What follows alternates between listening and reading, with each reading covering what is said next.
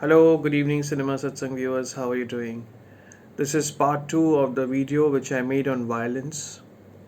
And one point I forgot to mention that you have to show violence, say in a war film. You cannot do away without showing violence in a war film.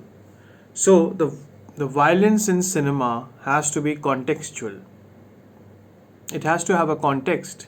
In a war film, you have to show violence, you have to show killing, but there are always subtle undertones that war is not good.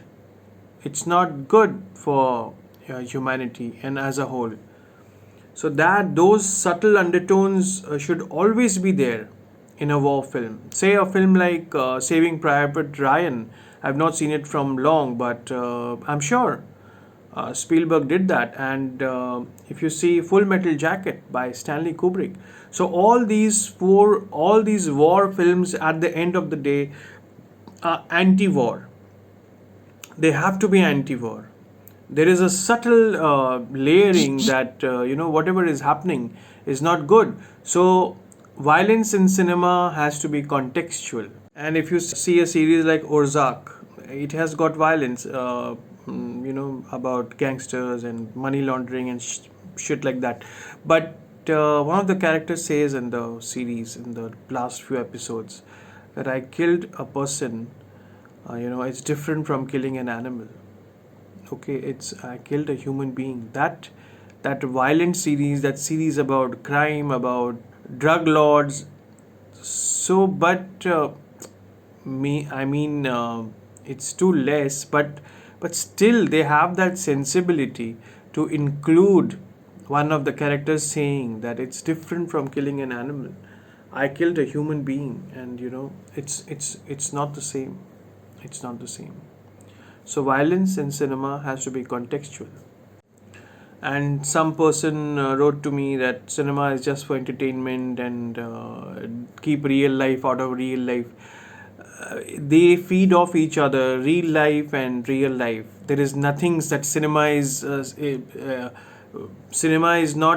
a context. It is not practiced in Mars. Okay, cinema is not practiced in Mars. Cinema is of this reality, of this world. The real and real feed off each other. It is not just for entertainment.